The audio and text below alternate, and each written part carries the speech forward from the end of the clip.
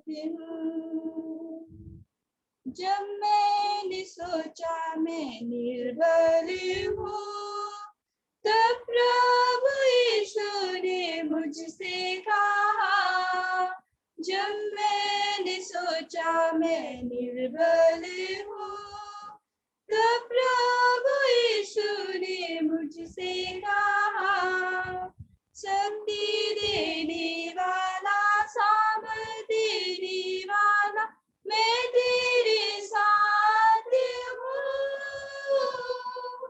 शक्ति देने वाला, सामर्थ देने वाला, मैं तेरे साथ हूँ।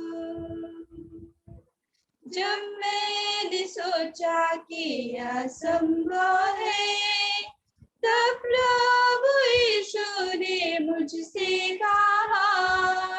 जब मैंने सोचा कि असंभव है, तब प्रभु यीशु ने मुझसे कहा। असंभव को संभव करने वाला यीशु, मैं तेरे साथ हूँ। असंभव को संभव करने वाला यीशु, मैं तेरे साथ हूँ। प्रभु का आनंद मेरी ताकत, संसार में यीशु है मेरी ताकत। वो मेरा आनंद हर एक दिन में, वो मेरा सहारा है। वो मेरा आनंद हर एक दिन में, वो मेरा सहारा है। Thank you. एक गीत को और गाएंगे। और गीत प्लीज। तू मुझ में, मैं तुझ में, बना रहूं, एक डाली के समान फलता रहूं। तेरा वचन, तेरा प्यार मुझ में रहे, सच्चा चेला बन के मैं पीछे चलूं। तू मुझ में, मैं तुझ में, बराबर हूँ, एक डाली के समान फलता रहूं। तेरा वचन, तेरा प्यार मुझ में रहे, सच्चा चेला बन के मैं पीछे चलूं। जो डाली तुझ में फलती नहीं, उसे तो काट डालता है। जो डाली तुझ में फलती रहे, उसे तो छांटता है। जो डाली तुझ में फलती नहीं, उसे तो काट डालता है। जो डाली तुझ में फलती रहे, उसे तो छांटता है, ताकि और फले और फले तुझ में फलती रहे, ताकि और फले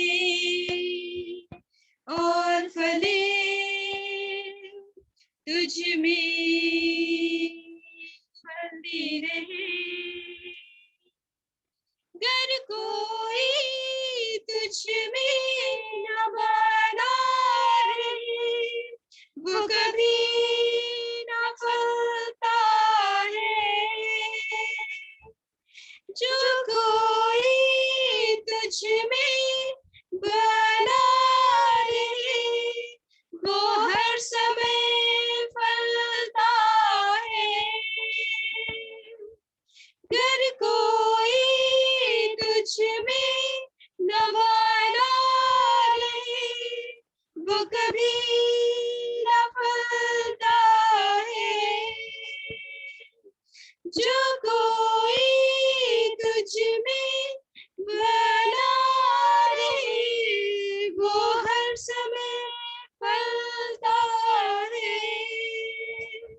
बना रहूं,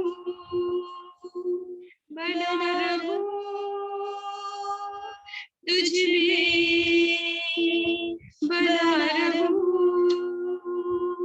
बना रहूं, बना रहूं तुझ में,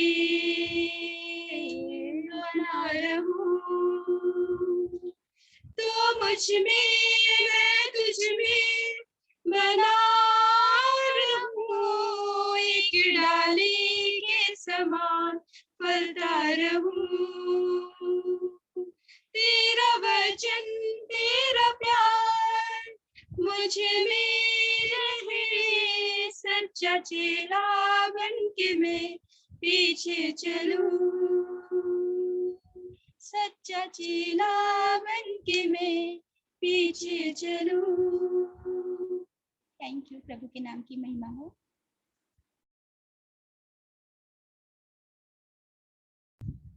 बहुत धन्यवाद आप लोगों के लिए जो गीत का द्वारा अगुवाई आपने किया है। परमेश्वर आपको अनुग्रह और आशीष दे।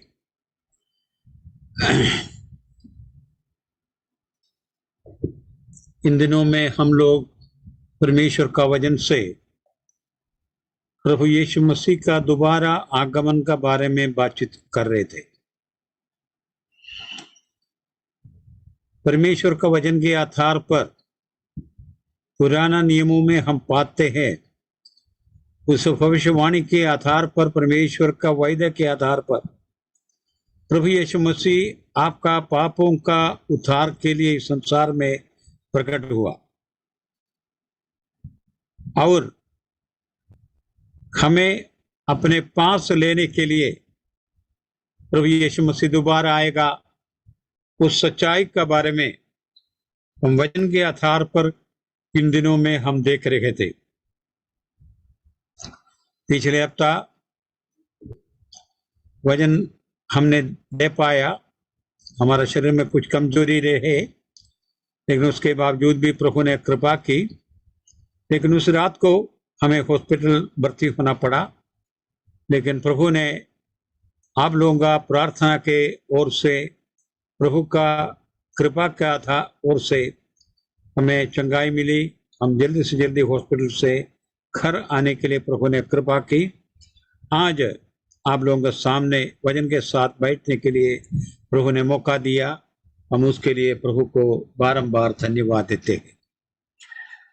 प्रभु का आगमन के बारे में हमने सोचा था पिछले हफ्ते हम समाप्त करेंगे, लेकिन प्रभु ने कुछ शरीर का अस्वस्थता के द्वारा हम ज़्यादा जो तैयारी नहीं कर पाए एक नई सब्जेक्ट के आधार पर, इसलिए हमने सोचा आज भी प्रभु का आगमन के बारे में कुछ और बात हम आगे को देखेंगे। उसके बाद हम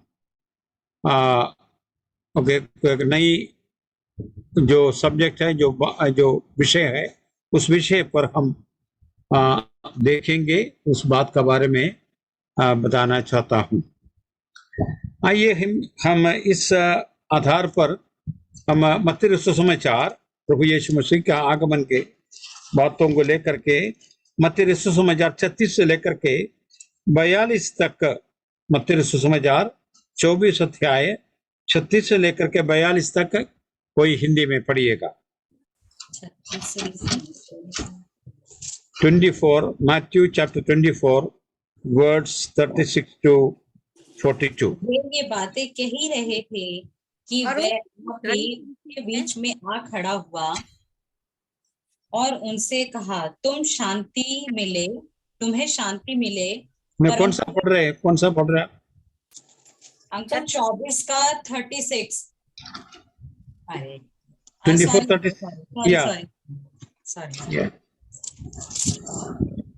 उस घड़ी के विषय में कोई नहीं जानता, स्वर्ग के दूत और ना पुत्र, परंतु केवल पिता। जैसे नूह के दिन थे, वैसा ही मनुष्य के पुत्र का आना भी होगा। क्योंकि जैसे जल प्रलय से पहले के दिनों में, जिस दिन नूह जहाज पर ना चढ़ा, उस दिन तक लोग खाते पीते थे और उनमें होते थे, और जब तक जल प्रलय आकर उन सबको बहा ना ले गया तब तक उनको कुछ भी मालूम ना पड़ा। वैसे हाँ ही मनुष्य के पुत्र का आना भी होगा। उस समय दो जन खेत में होंगे, एक ले लिया जाएगा और दूसरा छोड़ दिया जाएगा। दो स्त्री चक्की पीसती रहेंगी, एक ले ली जाएंगी और दूसरी छोड़ दी जाएंगी। इसलिए जागते रहो, क्योंकि तुम नहीं जानते कि तुम्हारा प्रभु किस दिन आएगा। या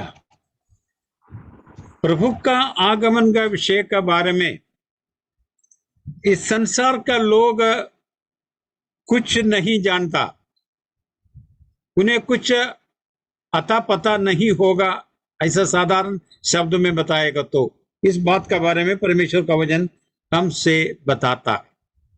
लेकिन तुम चौकस रहने के लिए बताया गया है, इसलिए हमारा बारे में बताया गया, इसलिए जागते रहो, क्योंकि तुम नहीं जानते कि तुम्हारा प्रभु किस दिन आएगा। प्रभु का आगमन निश्चित है, प्रभु का आगमन निकट है।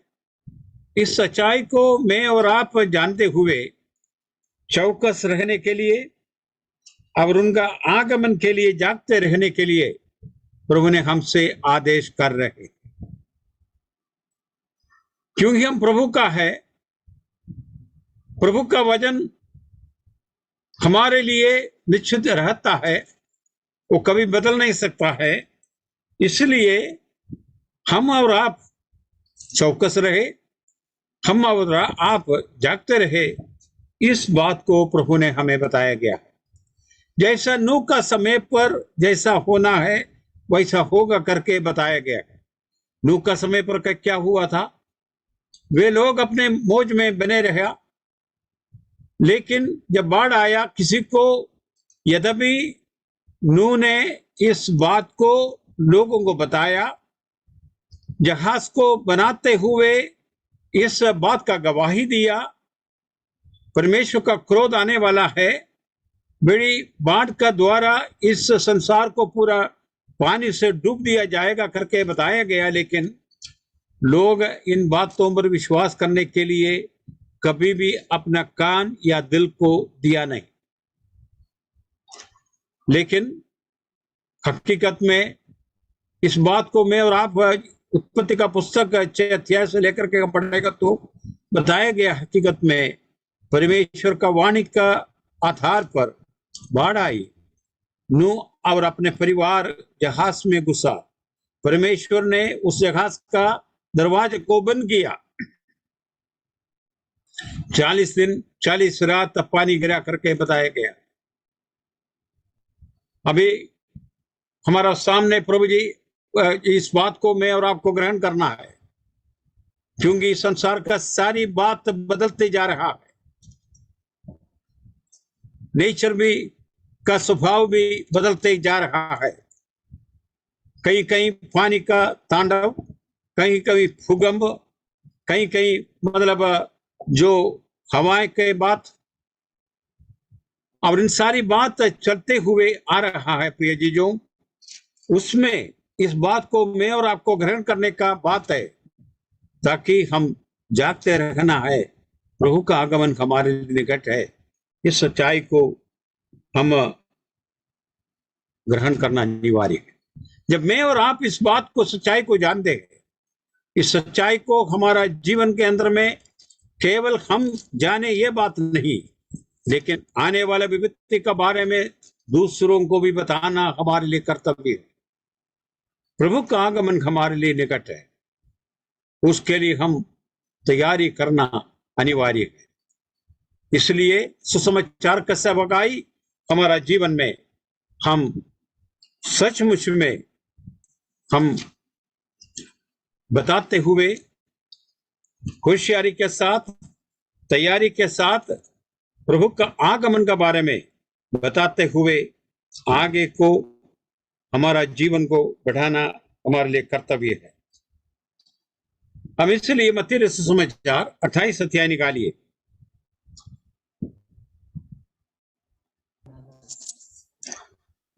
उसका 11 से लेकर के पढ़िएगा।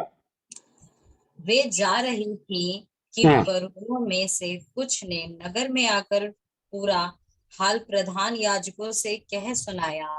तब उन्होंने पुरनियों के साथ इकट्ठा होकर सम्मति की और सिपाहियों को बहुत चांदी देकर कहा, यह कहना कि रात को जब हम सो रहे थे तो उसके चेले आकर उसे चुरा ले गए, और यदि यह बात हाकिम के कान तक पहुंचेगी तो हम उसे समझा लेंगे और तुम्हें जोखिम से बचा लेंगे। अतः उन्होंने रुपए लेकर जैसा सिखाया गए थे वैसे ही किया। यह बात आज तक यहूदियों में प्रचलित है। और आगे 11 चेले गलील में उस पहाड़ पर गए जिससे यीशु ने उन्हें बताया था। उन्होंने उसके दर्शन पाकर उसे प्रणाम किया, पर किसी किसी को संदेह हुआ। यीशु ने उसके पास आकर कहा, स्वर्ग और पृथ्वी का सारा अधिकार मुझे दिया गया है, इसीलिए तुम जाओ, सब जातियों के लोगों को चेला बनाओ और उन्हें पिता और पुत्र और पवित्र आत्मा के नाम से बपतिस्मा दो, और उन्हें सब बातें जो मैंने तुम्हें आज्ञा दी है मानना सिखाओ, और देखो मैं जगत के अंत तक तुम्हारे संग रहूंगा। प्रभु यीशु मसीह स्वर्ग की ओर से उठा लिए जाने से पहले 6 लोगों को साथ जो जैतून पहाड़ के ऊपर गया और आखिरी में इस वचन दिया, इस वचन बताया गया है ताकि सारे अधिकार जो प्राप्त किया है 18 में यीशु ने उनके पास जाकर कहा, स्वर्ग और पृथ्वी का सारा अधिकार मुझे दिया गया है, इसलिए तुम जाओ, सब जातियों के लोगों को चेला बनाओ और उन्हें पिता पुत्र पवित्र आत्मा का नाम से बपतिस्मा दे दो, और उन्हें सब बातों जो मैंने तुमसे कहा आज्ञा दी है मानना सिखाओ, और देखो मैं जगत के अंत तक सदा तुम्हारे संग रहूंगा। ये वादा प्रभु ने किया है। प्रभु ने बताया, मेरे इस संसार के अंत तक तुम्हारा साथ सदा बने रहूंगा, इसलिए मैंने जो बात बताई गई है उसको तुम लोगों को बता दो और चेले बनाने के लिए बताया गया है। पिता पुत्र पवित्र आत्मा का नाम पर उनको बपतिस्मा लेकर के चेले बनाने के लिए बताया गया है। बोलने का मतलब यह है प्रिय जीजों, प्रभु यीशु मसीह का आगमन हमारे लिए निकट है और उनका आगमन का बारे में इस संसार का लोगों को जानकारी नहीं है, लेकिन आपको जानकारी है। वचन के आधार पर वचन जो बताया गया है, प्रभु ने अपने मुंह से कहा गया है, इस बातों के आधार पर आपको मालूम है, ताकि प्रभु यीशु मसीह मरे उससे जी उठा, वो स्वर्ग में उठा लिया गया है, वो मेरे लिए और आपके लिए जल्दी इस धरती पे आने वाला है। इसके लिए जो उनका आगमन के लिए तैयार किया है, तैयारी में है, उनके लिए जल्दी आने वाला है। उस प्रभु का आगमन के लिए मैं और आप भाग जोड़ रहे हैं, लेकिन इस संसार का लोग नूह का जैसा समय का होगा, वे अपने जीवन वैसा जाते रहा है वैसे चलते जाएंगे, और बताया गया है ताकि सारी बात साधारण रीति में जो चल रहा है वैसे चलते जाएगा, अचानक में प्रभु का आगमन होगा करके बताया गया है। लेकिन परमेश्वर को जानने वाला, परमेश्वर का वचन को जानने वाला, परमेश्वर का वचन का सच्चाई को जानने वाला इस बात का बारे में लोगों को जागरूक करता जाएगा, ताकि इस संसार का अंत होने वाला है। प्रभु का आगमन, परमेश्वर का, प्रभु यीशु मसीह का आगमन निकट आ गया है। इस बातों को हमको बताना अनिवार्य है। इस बात का बारे में प्रभु का वचन हमें बताया गया।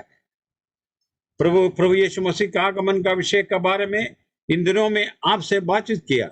कलीसिया के विषय में प्रभु का आगमन का संबंध क्या है, और बताया गया है ताकि इस्राएल के निमित्त प्रभु का आगमन उनका संबंध क्या है, और बताया गया है ताकि इस संसार के विषय में प्रभु का आगमन का संबंध क्या होगा, और बताया गया है ताकि केवल इस संसार जो देख रहा है, धरती जो देख रहा है, उसके विषय में प्रभु का आगमन से संबंध क्या होगा, इन सारे विषयों के बारे में हमने आपसे बातचीत किया था। लेकिन जब हमने इन बातों को जब आपको बताया गया था, तो इस बात को मैं और आपको ग्रहण करना अनिवार्य है ताकि इस जो आकाश में देख रहा हूं, धरती मेरे नजरों में है, इस धरती मिट जाएगा प्रिय जीजू। नया पृथ्वी और नया आकाश के लिए हम भाग जोड़ रहे हैं। प्रभु ने सारी बात को नया बनाएगा करके बताया गया है। पाप के द्वारा जो अपवित्र हो गया है, श्रापित ठहराया गया है, इस श्राप को निकालना अनिवार्य है। प्रभु के लहू के द्वारा हमारा पापों के हमसे मुक्ति मिला है, पाप का श्राप से हमें मुक्ति मिला है। प्रिय जी, जो इस सृष्टि भी उस मुक्ति के लिए भाग जोड़ रहा है, इस विषय को हम रोमियों को पत्र 8 अध्याय से आपसे में बातचीत किया गया था, क्योंकि सृष्टि प्रभु का आगमन का भाग जोड़ रहे हैं और प्रभु का लोगों का जो बताया गया है ताकि जो पवित्रीकरण का उनका जो अब प्रभु का साथ उठा लिए जाने वाला उस बात का भाग जोड़ रहा है करके इस बात को मैं और आपने जो याद किया है।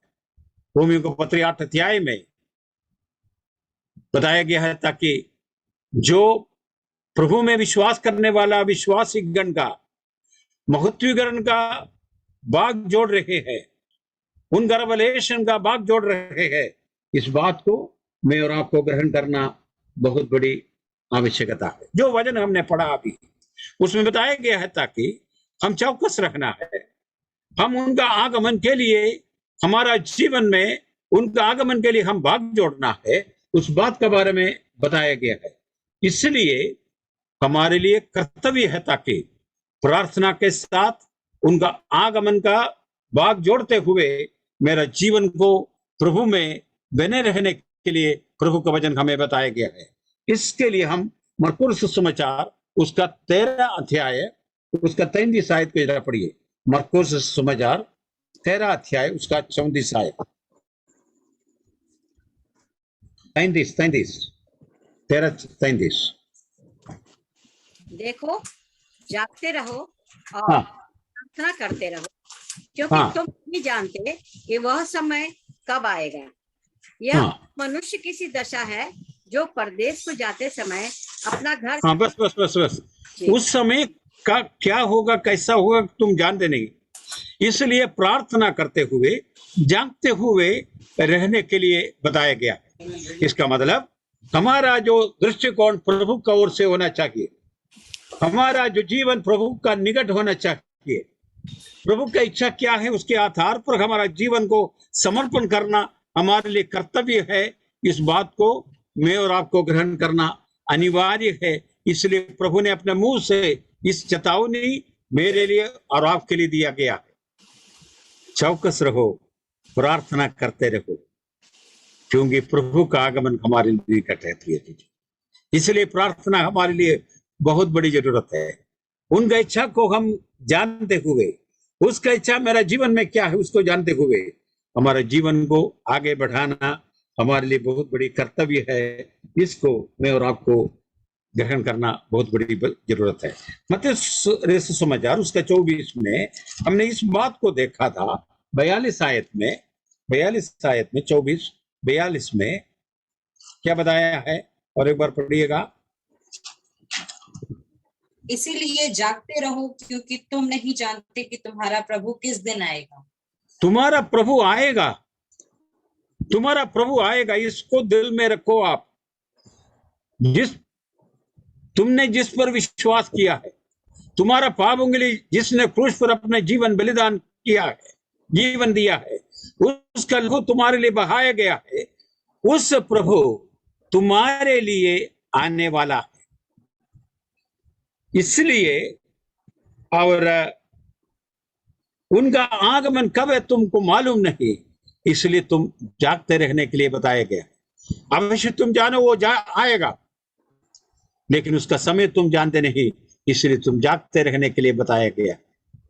हमारा जीवन नूह का समय पे जैसा लोग जीवन बिताया वैसा नहीं होना है।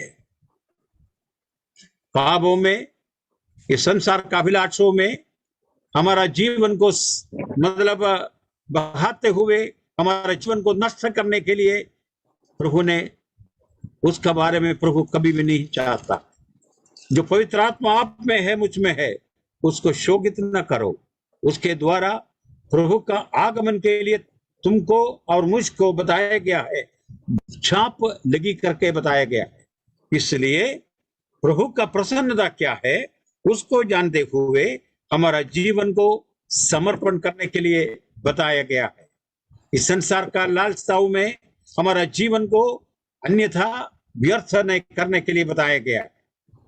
हमारा जीवन प्रभु के लिए समर्पण करते हुए हमारे जीवन को आगे बढ़ाने के लिए प्रभु का वचन हमारे लिए बताया गया है। तो प्रभु यीशु मसीह का आगमन के बारे में मैं और आप जब जानता है तो बताया गया है, ताकि वो इस बात के बारे में मैंने आपको बहुत बार बताया गया है, वो हमारा नजरों में देखने लायक वो प्रभु हमारे लिए आएगा करके बताए। जैसा चले लोग उनको स्वर्ग में उठा जाते हुए देखा, वैसा हम उनको आते हुए भी देखेगा करके बताया गया।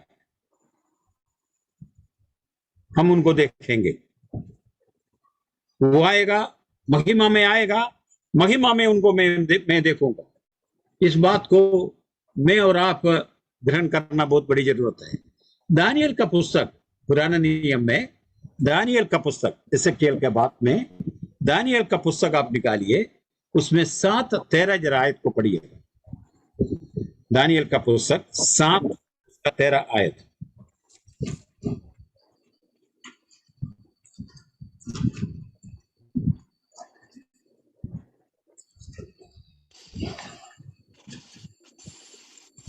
मैंने रात में स्वप्न में देखा, हाँ। और मनुष्य के संतान सा कोई आकाश के बादलों समेत आ रहा था, और वह उस अति प्राचीन के पास पहुंचा और उसको वे उसके समीप लाए।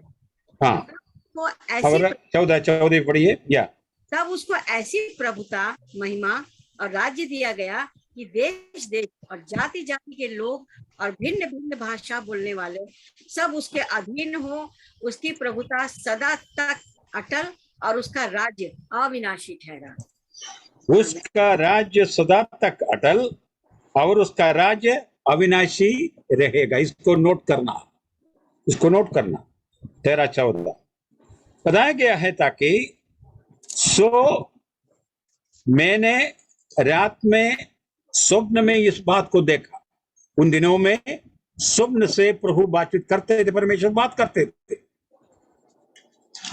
और यूसुफ ने स्वप्न देखा। उसका बारे में हम ये उत्पत्ति का पुस्तक में मतलब देखते हैं। और दानियल ने स्वप्न देखा। बताया गया है, जो फेरो राजा ने स्वप्न देखा। इधर जो बताया गया है, बाबेल का राजा ने स्वप्न देखा, दानियल ने स्वप्न देखा। परमेश्वर ने एक उद्देश्य के द्वारा इन लोगों को स्वप्न से बातचीत की, और दानियल को स्वप्न में प्रभु ने इस बात के बारे में बातचीत किया। और देखो, मनुष्य का संतान सा कोई आकाश के बादलों समेत आ रहा था। प्रभु यीशु मसीह के जन्म का हजारों वर्ष पूर्व दानियल ने इस बात का बारे में हमें लिख के याद दिला रहा है। उस समय प्रभु के बारे में कोई बातचीत नहीं, किसी को जैसा जानकारी नहीं है।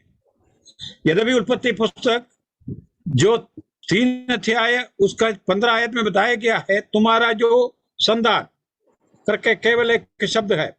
अब्राहम को बताया तुम्हारा संतान, ये शब्द है, लेकिन उसके द्वारा सारे जाति आशीष पाना है तो प्रभु का आगमन होना अनिवार्य है। उस आगमन का बारे में बताया गया है, ताकि वो बादलों समेत आ रहा है।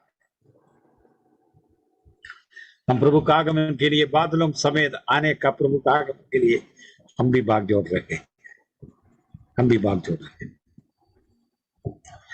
युद्ध का स्तुति तुम सुनेगा, भूकंप का बारे में तुम सुनेगे, अकाल पड़ेगा, अब राज्य के ऊपर चढ़ाई करेगा। इन सारी बात तुम्हारा सामने सुनाई देगा, तुम्हारा नजरों में दिखाई देगा। ये अंत नहीं करके प्रभु ने बताया, लेकिन तुम चौकस रहो। तुम प्रभु का आगमन के लिए तैयारी में रहने के लिए प्रभु ने आज हमसे आपसे बातचीत कर रहा है। और बताया गया है ताकि इस प्रभु का आगमन में जो परमेश्वर का जो वाणी ये है, ताकि 14 आयत और एक बार पढ़िए दानियल का पुस्तक 7 अध्याय उसका 14। तब उसको ऐसी प्रभुत्व, महिमा और राज्य दिया गया कि देश और जाति जाति के लोग, भिन्न भिन्न भाषा बोलने वाले सब के सब अधीन हो। उसकी प्रभुता सदा तक अटल और उसका राज्य अविनाशी ठहरा। एक राज्य के लिए नहीं, एक भाषा बोलने वालों के लिए नहीं, सारे मानव के लिए प्रभु का आगमन है। गोरा या काला, गरीब या अमीर, भाषा बोलने वाला, हिंदी अंग्रेजी बोलने वाला, कोई भी भाषा बोलने वाला हो, उनके लिए प्रभु आने वाला। इसलिए प्रभु का उद्धार का इस सुसमाचार सारे भाषाओं में बोलने वाला लोगों का बीच में प्रभु का सुसमाचार पहुंचना अनिवार्य है प्रिय जी। इसलिए सारे जातियों में जाकर के इस सुसमाचार तुम बता दो। बिना बोल करके कैसा विश्वास आएगा? इसलिए सुसमाचार का प्रचार करने वालों का पैर कितना सुंदर है, प्रभु का आगमन का बारे में वाणी दे रहा है। वो आने वाला है, वो उद्धार करता आपके लिए और हमारे लिए आने वाला है। उनका आगमन के लिए मैं और आप को भाग जोड़ना अनिवार्य है। सारे जातियों का लोगों को, भिन्न भिन्न भाषा बोलने वालों को, भिन्न भिन्न राज्य में रखने वाले लोगों को इस सुसमाचार देना अनिवार्य है। ये संसार जैसा जाता है वैसा चलते जाएगा। भूकंप आएगा, जाति जाति के ऊपर चढ़ाई करेगा, राज्य राज्य के ऊपर चढ़ाई करेगा, एक दूसरे का खिलाफ हो जाएगा, झगड़ा होगा, परेशानी होगा, मतलब अकाल होगा, तमाम प्रकार का बातें आप सुनाई देगा। लेकिन ये अंत नहीं, लेकिन हमारे लिए बताया गया है, मैं और आप तैयारी में रहो, जागते रहो, चौकस रहो। यह प्रभु का वचन मेरे लिए और आपके लिए है। और बताया गया है जब प्रभु आएगा उनका राज्य अटल अटल बने रहेगा, वो कभी बदलेगा नहीं। संसार में राज्य बदल गया, राजा लोग बदल गया, अधिकारी लोग बदल गया, सम्राट लोग बदल गया, सारी बातें बदलते बदलते चले गया। लेकिन परमेश्वर का वचन, परमेश्वर और उनका कार्य कभी बदलेगा नहीं। इस बात को आप और मैं यकीनन में दिल में रखो प्रिय जीजो। उनका राज्य अटल रहेगा, उनका राज्य अटल रहेगा। ये बात मैं और आपको ग्रहण करना, वो शांति से और शांति के साथ वो राज्य करने वाला है, इस बात को मैं और आपको ग्रहण करना अनिवार्य है। और मत्ती रचित सुसमाचार 25 उसका 31 पढ़ी। मत्ती रचित सुसमाचार 24 पढ़ रहा था, 25 और 31।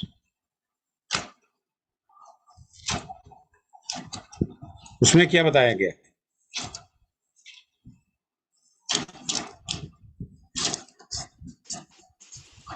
जब मनुष्य का पुत्र अपनी महिमा में आएगा, सब स्वर्गदूत उसके साथ आएंगे और जो महिमा के सिंहासन पर विराजमान होगा। हाँ, बताया गया है वो महिमा में आएंगे, स्वर्गदूतों के साथ आएंगे और महिमा का सिंहासन में विराजमान होंगे करके बताया गया है। इस संसार में कोई भी सिंहासन महिमामय नहीं है। ऐशा नबी का पुस्तक छठे अध्याय में केवल महिमा में मतलब सिंहासन हम देख सकते हैं। वो विराजमान परमेश्वर, उसके सामने जो बताया गया जो प्राणी लोग प्रभु का चरणों में मतलब उड़ते हुए इस बात के बारे में जीवी लोग बता रहा, तू पवित्र है, तू पवित्र है, तू पवित्र है बोलते हुए मतलब आवाज कर रहे हैं। ये बात में आप और मैं यशायाह नबी का पुस्तक 6वें अध्याय में देख सकता है। इधर बताया गया है, ताकि 31 आयत में बताया गया है, जब मनुष्य का पुत्र अपने महिमा में आएगा। प्रभु का पहले आगमन महिमा में नहीं था। मरियम के द्वारा वो उत्पन्न हुआ, चरनी में पैदा हुआ, गरीब घराने में जीवन बिताया, बड़े का पुत्र बना। ये सारी बात मैं और आप जानते हैं। बताया गया है प्रभु यीशु मसीह ने अपने सेवकाई का कार्य में बताया गया है ताकि जो उड़ने वाला पक्षियों के लिए घोंसला है, और बताया गया है जमीन में चलने वालों के लिए अपने जो बिल है, कोई भी स्थान है उनका सर को झुकाने के लिए। लेकिन परमेश्वर का पुत्र का सर झुकाने के लिए कोई भी जगह इस संसार में नहीं है करके बताया। प्रिय जी, जो उस प्रभु के बारे में बताया गया है, लेकिन अभी आने वाला है जो उस प्रभु क्रूस पर अपने जीवन दिया है, उस प्रभु आपके लिए और मेरे लिए जल्दी आने वाला, क्योंकि मैंने और आपने उस क्रूस का मृत्यु मेरे लिए करके विश्वास करके प्रभु यीशु मसीह को उद्धारकर्ता रूपी मैंने माना है। उसके द्वारा मुझको उद्धार मिली है। उसके द्वारा मेरा नाम स्वर्ग में जीवन पुस्तक में मेरा नाम लिख चुका है। उनके लिए प्रभु का आगमन है, महिमा में आएगा, महिमा का सिंहासन में बैठेगा, महिमा में वो राज्य करेगा। उनका राज्य अटल अटल बने रहेगा करके प्रभु का वचन बताया गया है। ये बात मैं और आपको ग्रहण करना अनिवार्य है। वो किसका साथ आएगा? पूरी किसका साथ आएगा? के साथ। क्योंकि प्रभु का जो जन्म का समय पर स्वर्गदूतों ने बताया है, तुम्हारे लिए खुशी खबर में हम लोग बता रहा हूं, बेथलेहम में तुम्हारा उद्धारकर्ता का जन्म हुआ करके बताया है। हम हर एक क्रिसमस में इस बात को याद करते हैं। प्रिय जी, जो गडरिया लोग जो भेड़ों का बकरियों का मतलब रखवाली कर रहे थे, उनका सामने स्वर्गदूत आकर के बताया, तुम्हारे लिए खुशखबरी का वचन में दे रहा हूं, तुम्हारे लिए उद्धारकर्ता का जन्म हुआ। प्रभु का उद्धार मतलब जी उठने का समय पर उनका खबर पर स्वर्गदूत थे। क्या बताया? वो इधर नहीं है, वचन के आधार पर वो जी उठा। जी उठा हुआ जीवित परमेश्वर को, प्रभु को मरे हुओं के बीच में क्यों तुम ढूंढ रहे हो? वो इधर नहीं है, कब्र खाली हो गया है। मरियम रोते हुए उस बगीचे में खड़े थे, प्रभु उनको प्रकट हुआ, 6 लोगों को प्रकट हुआ। थोमा ने बताया, जब तक उनका जो पंजों में मेरा हाथ उंगली नहीं डालेगा तब तक मैं विश्वास नहीं करेगा करके बताया गया। प्रभु ने थोमा को बताया, बिना देख के विश्वास किया है वो मतलब भाग्यशाली है, धन्य है, धन्य है। उस धन्यता हमने प्राप्त किया है, आपने प्राप्त किया है। प्रभु जी उठा, 6 लोगों को प्रकट किया। जब प्रेरितों का पत्री उसका पहले अध्याय 11 आयत में बताता है, ताकि स्वर्गदूत जब मतलब वो स्वर्ग में उठा लिए गए, स्वर्गदूतों ने चलों को बताया, तुम लोग क्यों थकते रहते हो? जैसा प्रभु को प्रभु उठा लिया गया देखा है, वैसा बादलों में वापस लौट के आएगा करके बताया गया है। आइए पढ़िए प्रेरितों का पत्री, उसका पहली 10 और 11 पढ़िए।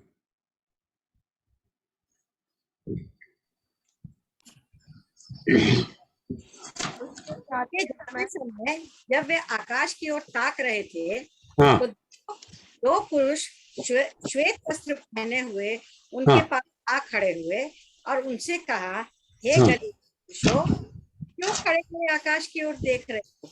हाँ यही यीशु जो तुम्हारे पास से स्वर्ग पर उठा लिया गया है, जिस रीति से तुमने उसे स्वर्ग को जाते देखा है, उसी रीति से वो फिर आएगा।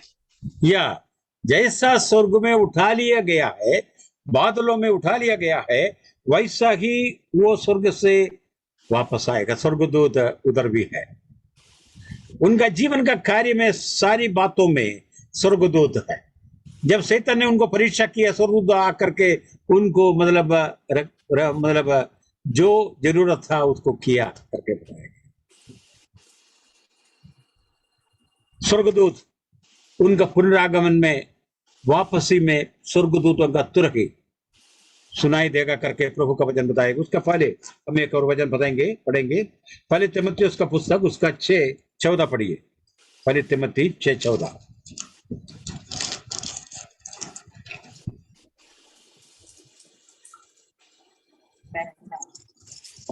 14 तो नहीं है ब्रदर, पहले तीमुथियुस सेकंड सॉरी 14 6:14। हमारे प्रभु यीशु के प्रकट होने तक इस आज्ञा को निष्कलंक और निर्दोष रख। बस प्रभु के आगमन तक इन सारी बातों को कैसे रखना है? निष्कलंक और निर्दोष रख करके बताया गया है। इसमें कोई सवाल उठाने का कोई मतलब नहीं होता है। उसको ऐसा ही अविश्वास करो, ऐसा भी आप ग्रहण करो। ये परमेश्वर का वचन है, ये बदल नहीं सकता है। इस पर जो विश्वास किया है वो धन्य है। ये बात में और आपको ग्रहण करना अनिवार्य। प्रिय दीजिए, प्रभु का आगमन के लिए मैं और आप भाग जोड़ रहा है। बताया गया है कि तू हमारे प्रभु यीशु मसीह के प्रकट होने तक इस आज्ञा को निष्कलंक निर्दोष रखे। इस वचन को मतलब बदलने के लिए, उसमें मिलावट करने के लिए, उसको अनदेखी करने के लिए, उसको मिलाने के लिए तमाम प्रकार का बातें हमारा सामने आते जा रहा है। लेकिन वचन हमें आज आदेश दे रहा है, इसमें कभी हम मिलावट, हमारा कोई बात उसमें नहीं आना है। परमेश्वर का वचन है, उसको वैसे ही हमारा जीवन में और आपका जीवन में विश्वास करना, स्वीकार करना, अमल करना हमारा कर्तव्य है। इस बात को मैं और आपको ग्रहण करना अनिवार्य होता है। इस बात को मैं और आप ग्रहण करें। प्रिय जी, जो प्रभु का आगमन, मैंने जैसा बताया उनका समय को मैं और आप जानते नहीं, लेकिन वो आएगा। सारी बात हमारे लिए प्रकट कर रहा है ताकि प्रभु का आगमन हमारे निकट है। लेकिन हमारा कर्तव्य को हमने पूरा कर रहे क्या नहीं? क्या हमारा आस पड़ोस का लोगों को प्रभु का बारे में हम बता पा रहे क्या नहीं? उनका बारे में उन्होंने जो मुझको प्रेम किया, तो उस प्रेम दूसरों को हम प्रकट करने के लिए हम तत्पर है क्या नहीं? अगले लोग में एक विश्वासी है, एक मसीह विश्वासी है, यीशु मसीह पर में विश्वास कर रहा है, क्या वो पहचान पा रहे क्या नहीं? मेरा गवाही कैसा है? इस बात को मैं और आपको ग्रहण करना अनिवार्य। उनका वचन को थामे रखना हमारा अनिवार्य है। निर्दोष निष्कलंक करके हम थामे रखना हमारा अनिवार्य है। उनका बारे में गवाही देना हमारे लिए अनिवार्य है। हम उनका आगमन के लिए भाग जोड़ते हुए हमारा जीवन को समर्पण करना हमारे लिए बहुत बड़ी जरूरत है। उनका आगमन तक इस सुसमाचार का जो सेवा चलते रहेगा, उनका आगमन तक इस सुसमाचार का सेवा चलता रहेगा। इब्रानियों का पत्री उसका 9:28 जरा पढ़िए। इब्रानियों का पत्री उसका 9:28। इब्रानियों का पत्री 9:28।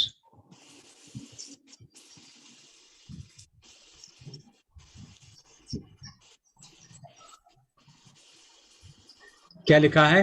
कि मसीह की वैसे ही हाँ, मसीह भी बहुतों के पापों को उठाने के लिए एक बार बलिदान हुआ, और जो लोग उसकी बाट जोते हैं उनके उद्धार के लिए दूसरी बार बिना पाप उठाए हुए दिखाई देगा।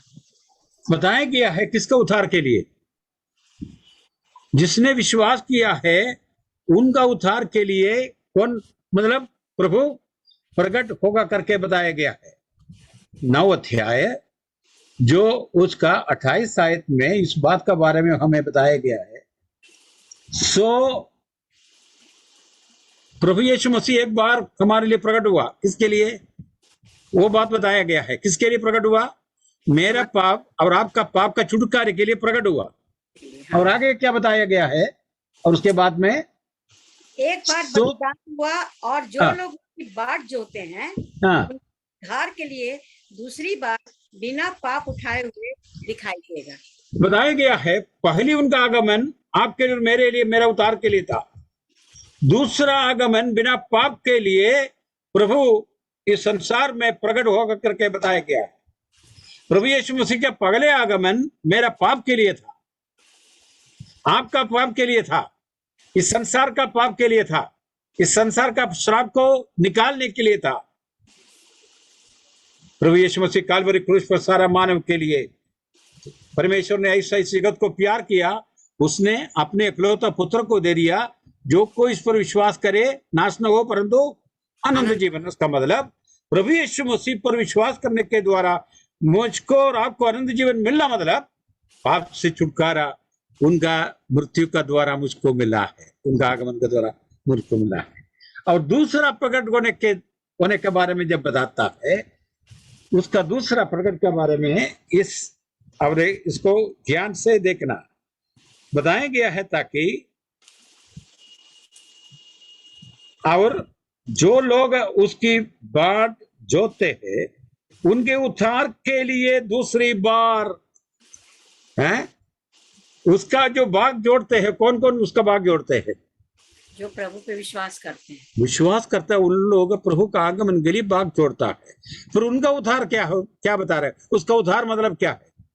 मुझको उद्धार मिला है प्रभु यीशु, लेकिन मैं एक उद्धार के लिए मैं भाग जोड़ रहा हूं, ताकि इस संसार का इस सड़े हुए जीवन से उद्धार पाना है।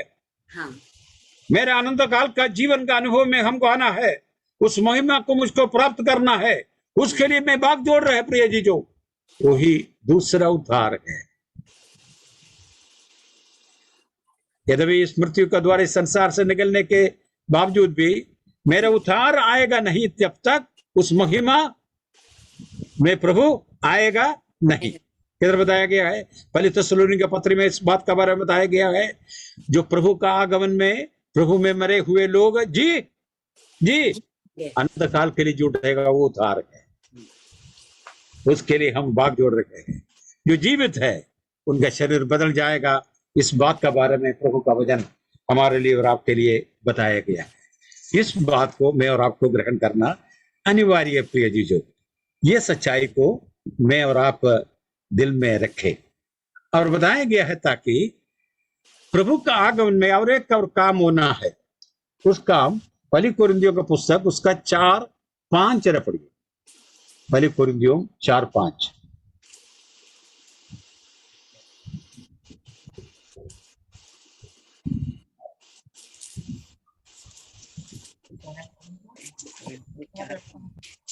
पहली कोरिन्थियों 4 उसका 5 आयत।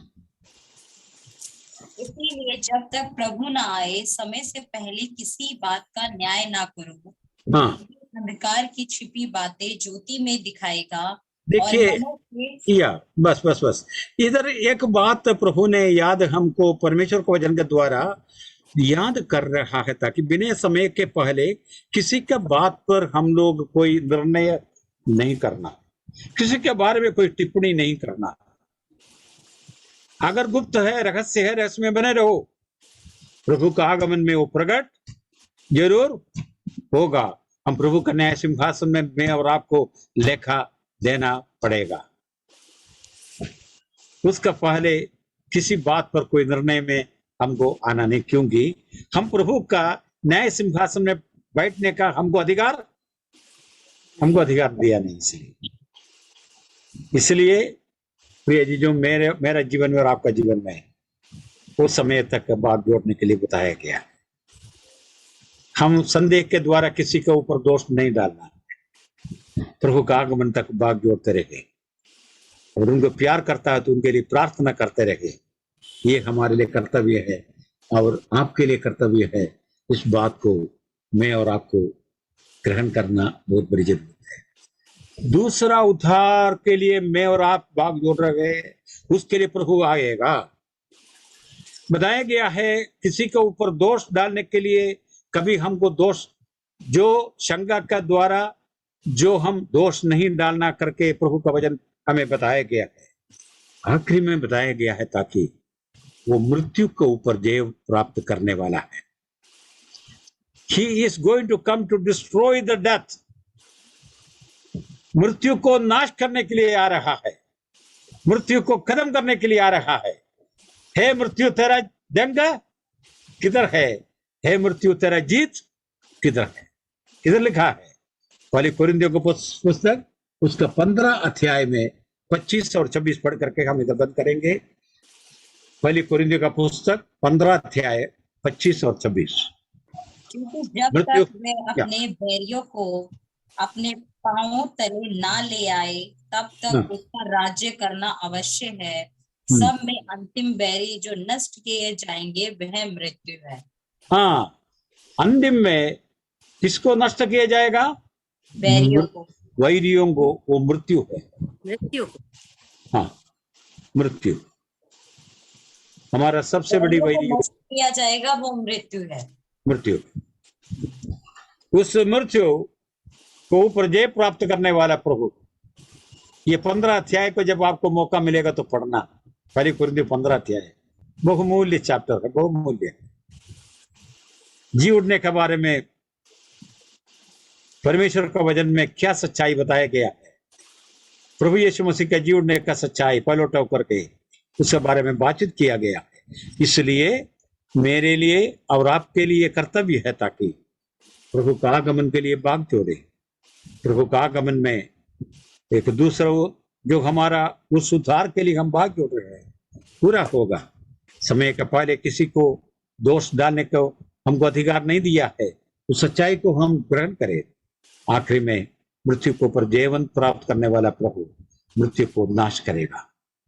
अभी नहीं मृत्यु होगा, या जो मृत्यु या रोना, दुख या मृत्यु नहीं होगा करके बताएगा। प्रकाशित वाक्य पुस्तक में इस बात का बारे में टिप्पणी किया गया है। इसलिए इन बातों को हमें याद रखें। और इसलिए हमारा तैयारी के विषय में जब आपको मौका मिलेगा तो 25 अध्याय मत्ती सुसमाचार 25 अध्याय को जब आप पढ़ेगा तो उधर बताया गया है, ताकि जो कुंवारी के बारे में बताया गया है, जो सिक्का के बारे में हमसे बातचीत किया गया है, और जो भेड़ बकरियों को कैसा अलग करता है उसका बारे में बातचीत किया गया है। उसके द्वारा कुछ और हम सीख पाएंगे। अगर प्रभु का दया है तो हम अगली बार इस बात का बारे में हम देखेंगे। प्रभु के द्वारा हमें आशीष दे। और आप मत्ती सुसमाचार 25 अध्याय को पढ़ना ताकि हम उसमें क्या सीख प्राप्त कर पाएंगे उसको हम देखेंगे। प्रभु इस वचन के द्वारा हमें आशीष दे सके। Thank you brother. Thank you, God bless.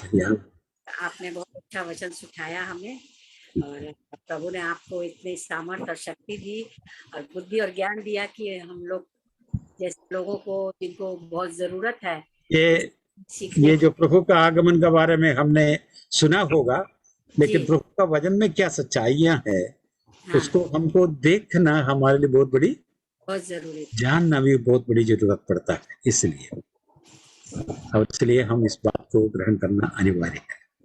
Kesari brother, जरा प्रार्थना करके इसको समाप्त कीजिए। पिंकी की मम्मी के लिए प्रार्थना करना है। उनकी किसका? मम्मी पिंकी ने मुझे मैसेज लिखा था कि उनकी मम्मी को टाइफाइड हो गया है, हाँ हाँ हाँ हाँ हाँ, तो जरूर। उनके लिए भी प्रार्थना कीजिए। पिंकी जो गीत गा रही है, जो प्रयागराज से हम जी जी हमारे साथ जोड़ी है, उनका मम्मी को टाइफाइड हुआ है, उसके लिए प्रार्थना। रीता उनका नाम है, मम्मी का नाम। अच्छा अच्छा, ठीक है, ये प्रार्थना करते हैं।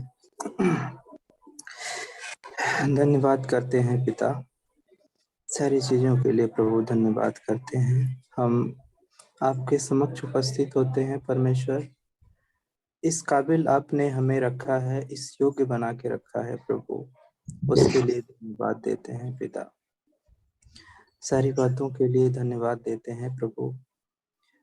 वचन हमारे सामने आया है पिता। हम अदन की वाटिका से ही प्रभु पापी ठहरा दिए गए थे, हमने पाप कर दिया था परमेश्वर। लेकिन हे पिता, आपकी कैसी महान करुणा, महान प्रेम प्रभु, कि हमें उस पाप से निकालने के लिए प्रभु आपने अपने इकलौते पुत्र को इस संसार में भेजा परमेश्वर। उसका लहू क्रूस पे बहा प्रभु, हमारे पापों के लिए बहा परमेश्वर। उसके लिए हम धन्यवाद देते हैं पिता। हमारा मन इस संसार की अभिलाषाओं में भटक ना जाए प्रभु, आपके उस महान प्रेम, उस महान करुणा को भूल ना जाए पिता। इसके लिए हम प्रार्थना विनती करते हैं परमेश्वर। हम सांसारिक चीजों में भटकते रहते हैं पिता, हम भूल जाते हैं परमेश्वर आपकी जो वाचा है प्रभु, इस पाप से निकालने के लिए पिता, इन बुराइयों से निकाल करके हमको स्वर्ग के राज्य में प्रवेश कराने के लिए प्रभु, उस अनंत जीवन के लिए जो आपने वाचा बांधी है परमेश्वर की आपका आगमन होगा प्रभु, हम उसके लिए परमेश्वर आपसे प्रार्थना